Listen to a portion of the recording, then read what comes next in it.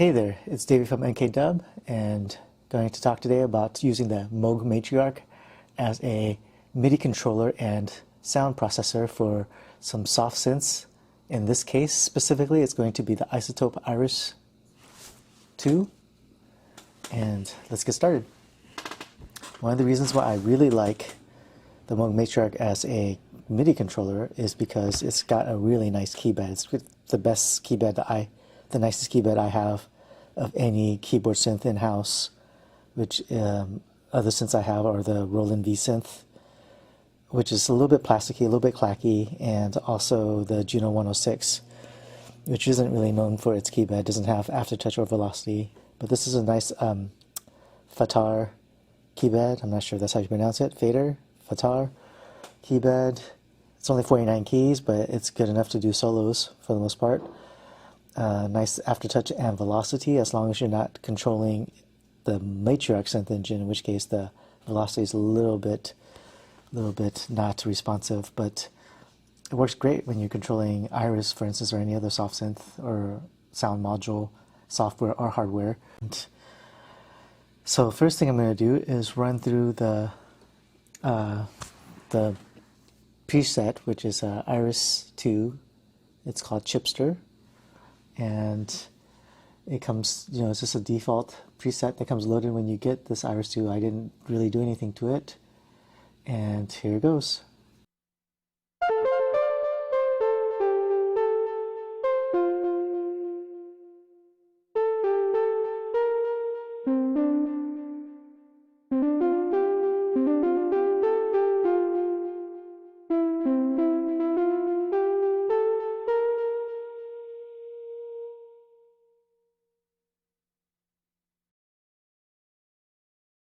Now, let's go ahead and turn off the delay here.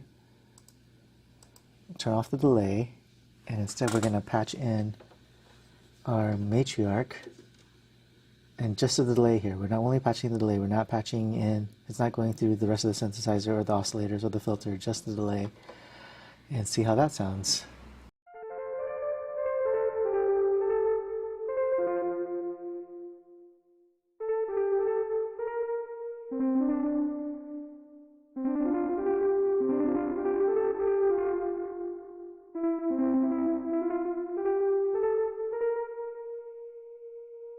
A bit of a difference there, I think, and maybe it's kind of personal taste as to which one you prefer. I prefer the warmer sound of the Matriarch's delay. It just sounds more organic to me.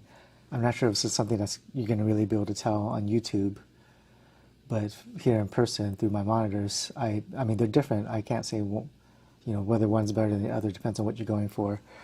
But I personally am in love with the Matriarch delay, and let's go ahead and patch the Iris 2 just through the whole synth path of the Matriarch here. So we're going to start with oscillator 1, and let's plug into oscillator 3 in case you want to do some sort of paraphonic triggering. You can do that, or splitting the envelopes. And I'll go ahead and do that. Patch into oscillator 3. And turn up the oscillators all the way, get some nice distortion on that mixer. Little tiny bit of noise there. Let's get the cutoff, I don't know, about halfway. I've got the resonance, fairly high resonance 2, and I'm near halfway on resonance 1. Spacing is kind of leaning towards resonance filter 1. I'm going to put it in parallel. It's giving it this nice crunchy distortion. A little bit of envelope amount into the filter. Delay's going to be set the same. Let's see how it goes.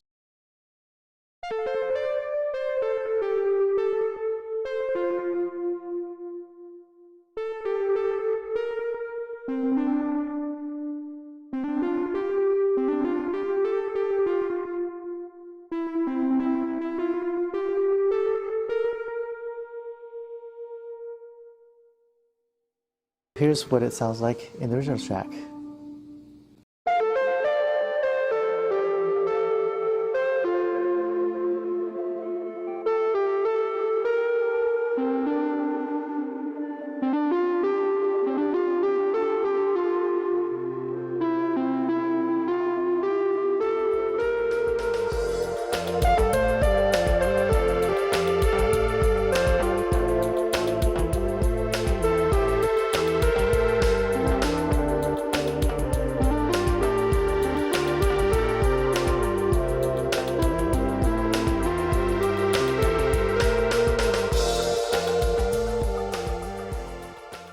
So that's a quick demo of running a soft synth through the Moog Matriarch. I think the analog nature of this synth sets it apart from other MIDI controllers or even other synthesizers that can take external input and process them, mainly because it's hard to think of any other synthesizer that can run it through an all analog signal path. Usually the effects are digital, and if you're going to run digital effects, then you might as well just stay inside the computer. But however, the Matriarch has a couple of big stumbling blocks that make it hard to really recommend as a primary MIDI controller.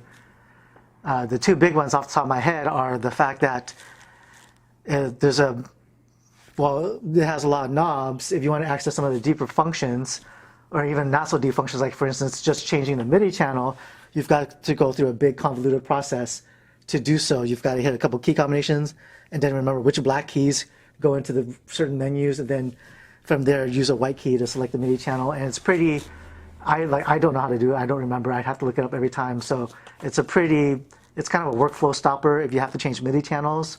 That's kind of a big one. The other big one is that not all of the knobs send MIDI CC. So for instance, if you wanted to map the cutoff of your soft synth to the cutoff of the knob of the Moog Matriarch, you're out of luck. You can't MIDI learn this knob. It doesn't send that out. Neither can the resonances. Some knobs do send out MIDI CC. The rates do here. I found that the frequency knobs of the oscillators send out MIDI CC. 3 of the 4 knobs in the delay section send out MIDI CC.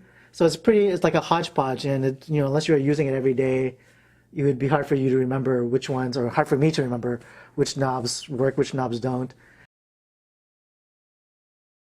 But other than that, I mean, I wouldn't recommend it as my primary controller, but just the option to be able to really take your inside the box sounds to the next level is just another reason why I love the Moog Matriarch.